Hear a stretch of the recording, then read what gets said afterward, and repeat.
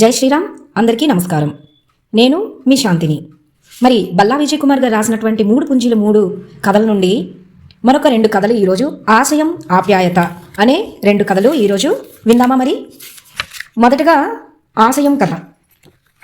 ఆశయం కథలో అప్పు చేసి పప్పు కూడా తినడం మంచిది కాదని, డాబు దర్పం కోసం డాంబికాల కోసం వృధాగా ఇంట్లో వస్తువులు ఏవి పోటీపడి కొనకూడదని చెప్పే కథ ఆశయం. అచ్యుత తాతను రోజు ఎవరో ఒకరి సలహాల కోసం కలుస్తూనే ఉంటారు. ఓ రోజు ఉదయం ఎదురింటి శివ ఉమా దంపతులు కలవడానికి వచ్చారు. వాళ్ళ అబ్బాయి బుజ్జిగాడు తనకు సైకిల్ కొనలేదని, అలిగాడని, గత 2 రోజులుగా భోజనం కూడా సరిగ్గా చేయడం లేదని, ఎలాగైనా వాడి నిరాహార దీక్షను విరమింపజేయాలని అచ్యుత తాతను కోరారు. మీ వాడికి సైకిల్ ఉందిగా అని తాత అడిగాడు. అవును ఉంది గాని అది పాతదని, సరికొత్త హంగులున్న కాస్మిక్ గేర్ సైకిల్ కావాలని అడుగుతున్నాడని, దాని ఖరీదు 20,000 రూపాయలు. సైకిల్ కోసం అంత డబ్బు ఖర్చు చేయడం దండగరా అని చెప్పినా వినడం లేదని శివ వివరించాడు. సరే పదండి, వాడితో మాట్లాడతాను అని ఆ దంపతులతో పాటు వాళ్ళ ఇంటికి బయలుదేరాడు అచ్యుత తాత. బుజ్జివాడు బొంగమూత పెట్టుకుని సోఫాలో కూర్చున్నాడు. నీరసంగా చిక్కిపోయాడు. వాడి పక్కనే వాడి చెల్లెలు 10 ఏళ్ల చిట్టి దిగులుగా కూర్చుంది. అచ్యుత తాత వాడిని పలకరించి పక్కనే కూర్చున్నాడు. నేరుగా విషయానికి వస్తే బుజ్జిగాడు నొచ్చుకుంటాడని కొంతసేపు ఆ కుటుంబంతో పిచ్చాపాటి మాట్లాడి చివరిగా ఒక కథను చెప్పడం ప్రారంభించాడు అచ్యుత తాత. ఒక ఊర్లో రాము రాజీ అనే భార్యాభర్తలు ఉండేవారు. వారికి 2 అబ్బాయిలు. రాముకు నెలకు 25,000 జీతం. ఓ రోజు భార్యాభర్తలిద్దరూ చీరల దుకాణానికి వెళ్లారు. రాజీ ఖరీదైన చీరలు ఎంచడం ప్రారంభించింది. రాము వాడి రేట్లను చూస్తున్నాడు. గుండెకు బేలుమంది. వాడి కనిష్ట ధర 10,000 రూపాయలు. ఓ 100కు పైగా చీరలు తీయించి ఎట్టకేలకు ఒక చీర ఎంచుకుంది రాజీ. ఆ చీర రేటు చూసిన రాము అద్దిరిపోయాడు. 18,000 రూపాయలు. తన జీతంలో 30 వంతు. అంత మొత్తం ఒక్క చీరకే ఖర్చు చేసేస్తే పిల్లల చదువుల కోసం ఫీజులు 4,000, గృహ రుణం 10,000, ఆటో వాడికి, పాలవాడికి, పచారీ దుకాణానికి ఎలా మిగతా జీతాన్ని సర్దాలి? ఆందోళన పడ్డాడు రాము. కొంచెం తక్కువ ధర చీర చూడకూడదు? ప్రాధేయపూర్వకంగా అడిగాడు భార్యనే. రాజీ పడలేదు. బాధపడుతూనే 18,000 చెల్లించాడు. ఇద్దరు ఇంటి ముఖం పట్టారు. మిగతా ఖర్చుల కోసం ఏం చెయ్యాలని ఆలోచించడం వలన రాముకి రాత్రంతా నిద్ర పట్టలేదు. వారం క్రితం తనకి 10,000 రూపాయల చీరను డాబికంగా చూపెట్టిన ఎదురింటి లక్ష్మి 2 రోజుల క్రితం 15,000 రూపాయల చీరను కట్టి తన ముందు ప్రత్యేక ప్రదర్శన ఇచ్చిన పక్కింటి అనసూయల్ని అసూయ పడేలా రేపు తన చీర ఉండబోతుందన్న ఆనందంతో రాజీకి నిద్ర పట్టలేదు. తెల్లవారింది. ఆలస్యంగా నిద్రలేచాడు రాము. లేస్తూనే దిగాలుగా కూర్చున్న రాజీని చూశాడు. ముందు రోజు కొన్న 18,000 రూపాయల చీర నిర్లక్ష్యంగా పక్కనే పడేసింది. చీర ఎందుకు కట్టుకోలేదని అడిగాడు రాము. తనకి ఆ చీర అంటే అసహ్యంగా ఉందని, ఇష్టం లేదని చెప్పింది. నిన్న అంత ఇష్టపడి కొనుక్కున్న చీరని ఈ రోజు ఎందుకు అసహించుకుంటుందో అర్థం కాలేదు రాముకి. ఎన్నో అత్యవసరాల కోసం ఖర్చు చేయాల్సిన పెద్ద మొత్తాన్ని పోసి కొన్న చీర నిరుపయోగంగా పడి ఉండటం చూసి భరించలేకపోయాడు రాము. కథను మధ్యలోనే ఆపేసి శివ కుటుంబీకుల్ని ఉద్దేశించి అన్నాడు అచ్యుత తాత. ఈ కథలో రాజీ అత్యంత ప్రీతితో కొన్న చీరను ఎందుకు అసహించుకుందో ఊహించి రేపు నాకు చెప్పండి, మీ జవాబు కోసం ఎదురు చూస్తుంటాను అని ఇంటికి బయలుదేరాడు అచ్యుత తాత. శివ పరివారం రాత్రంతా ఆలోచించి మర్నాడు ఉదయమే అచ్యుత తాత ఇంటికి వచ్చారు.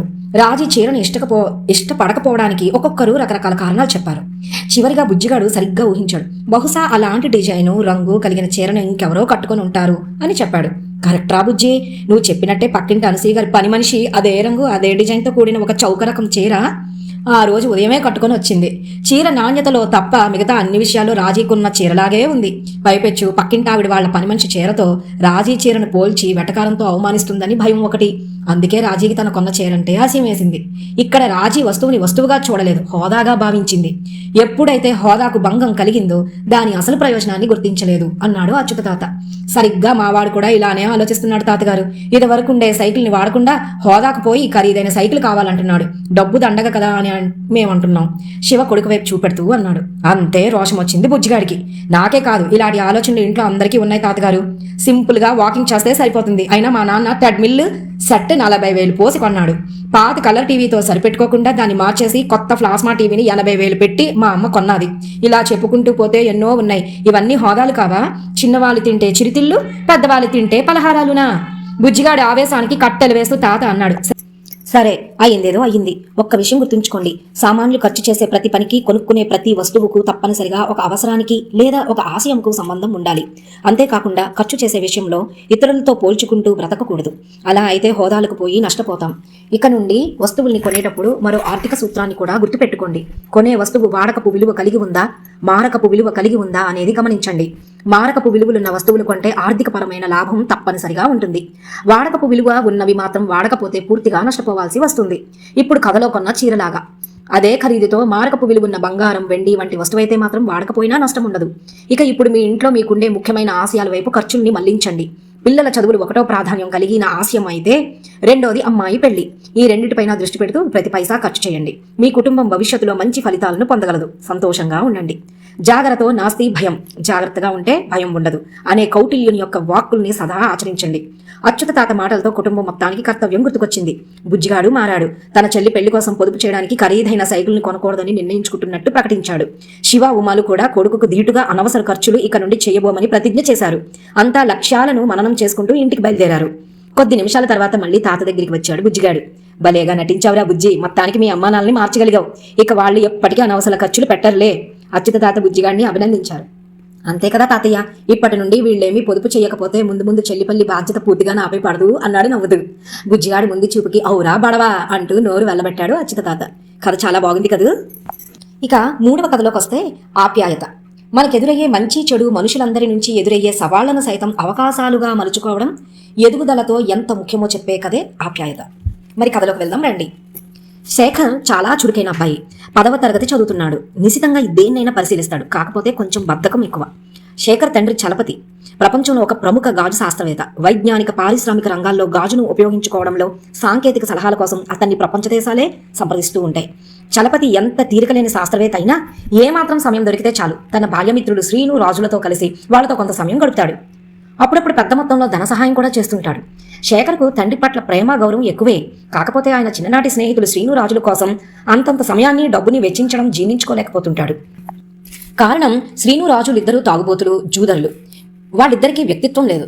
ఆ ఊరిలో విలువ లేదు. వాళ్ళిద్దరికీ సకల దుర్గుణాలు ఉన్నాయి. తాగొచ్చి రోజు పెళ్ళం పిల్లలను హింసించడం, రకరకాలుగా ఇబ్బంది పెట్టడం వాళ్ళకి రివాజు. 50 ఏళ్ల వయసు వచ్చినా ఇద్దరిలో మార్పు లేదు. ఈ విషయాలని తన తండ్రికి కూడా తెలుసు. అయినా వాళ్ళని ఎప్పుడు విడిచిపెట్టడు సరికదా. బుద్ధులు చెప్పడానికి ప్రయత్నిస్తుంటాడు. చెవిటి వాళ్ల ముందు సంఘం గుదితే ఏం లాభం? వాళ్ళ దారి వాళ్ళదే. శేఖర్కు ఈ మధ్య వీళ్ళిద్దరి గురించి ఆలోచనలు ఎక్కువయ్యాయి. అంతర్జాతీయ సమావేశాల్లో ప్రముఖ దేశ విదేశ వైజ్ఞానిక పారిశ్రామికవేత్తలను ఉద్దేశించి గంభీరంగా హుందాగా ప్రసంగించే తన తండ్రి తీరుకు, తన ఊరిలో పాడుపడిన ఇళ్ల వరండాలలో సంస్కారహీనులైన శ్రీనురాజుల మధ్య గడిపే తండ్రి తీరుకు ఎంత తేడా! ఎందుకు తండ్రి తన స్థాయిని మరిచి ఈ నీచుల దగ్గర అంత విలువైన సమయాన్ని గడుపుతాడో అర్థం కావడం లేదు. ఎలాగైనా తండ్రితో ఈ విషయం చర్చించాలనుకున్నాడు. మనసులో చాలాసార్లు తర్జన భర్జన చేసుకున్నాడు. మూర్తం నిర్ణయించుకున్నాడు శేఖర్. ఓ రోజు ఉదయమే కాఫీ తాగుతూ హాల్లో పేపర్ చదువుతున్నాడు చలపతి. ఇదే మంచి సమయం అనుకుని కొంచెం బెదురుతూనే ఆరంభించాడు శేఖర్.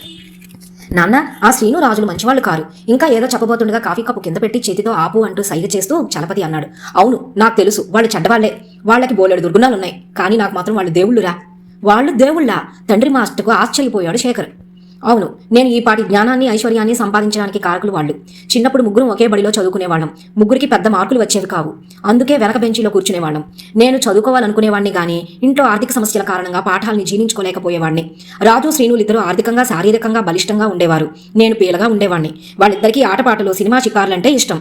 క్లాసులకు ఎగనామం పెట్టేవారు. రోజు నన్ను వాళ్ళ నోట్స్లు, హోంవర్క్లు రాయమనేవారు. లేకపోతే పిడిగుద్దులు గుద్దేవారు. ఒకసారి వాళ్ళు కొట్టే దెబ్బలకు తట్టుకోలేక సొమ్మసిలిపోయాను కూడా. అందుకే ఓ రోజు ఓ గట్టి నిర్ణయం తీసుకున్నాను. వాళ్ళిద్దరు నోట్స్లు, హోంవర్క్లు మనస్ఫూర్తిగా చేయాలని. ఆ నిర్ణయం వల్ల 2 ప్రయోజనాలు కలిగాయి. ఒకటి, వాళ్ళిద్దరి దెబ్బల నుండి తప్పించుకున్నాను. రెండవది, నా నోట్స్లు కాకుండా ప్రతిరోజు మరో 2 నోట్స్లు రాయడం వలన పాఠ్యాంశాలన్నీ మెదడులో నిక్షిప్తమయ్యేవి. ఆ తర్వాత ఆ ఏడాది అనూహ్యంగా నాకు మంచి మార్కులు వచ్చాయి.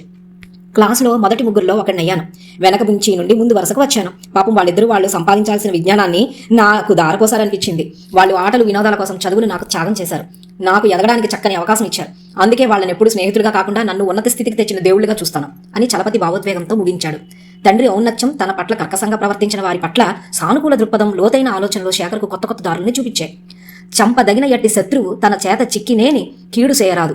పొసగ మేలు చేసి పొమ్మనుటయే చాలు. విశ్వదాభిరామ వినురవేమ. అప్పుడప్పుడు తండ్రి లయబద్ధంగా పలికే ఈ వాక్యాల్ని పరిపూర్ణమైన అర్థం కూడా ఇప్పుడు తెలిసింది శేఖర్కి. ఇది జరిగిన కొన్ని రోజుల తర్వాత శేఖర్ స్నేహితుడు రామం కొన్ని పుస్తకాలను పట్టుకుని శేఖర్ ఇంటికి వచ్చాడు. ఇంట్లో శేఖర్ లేడు. హాల్లో కూర్చున్న చలపతిని పలకరించి, అంకుల్, ఈ నోట్ పుస్తకాలు శేఖర్వి. తనకు వీలు కావడం లేదని నన్ను ఎప్పుడు నోట్సులు రాయమనేవాడు. కానీ గత వారం రోజులుగా తన నోట్సులు తనే రాసుకుంటున్నాడు. నా దగ్గర ఉన్న తన నోట్బుక్ల్ని కూడా తిరిగి ఇచ్చేయమన్నాడు. అందుకే తీసుకొచ్చాను. పుస్తకాలను అందుకున్నాడు చలపతి. తన బాల్యమిత్రుల కథను విని తర్వాత తన కొడుకులో స్వతహాగా తన పనులు తాను చేసుకోవాలన్న మార్పు వచ్చినందుకు ఆనందించాడు తండ్రి.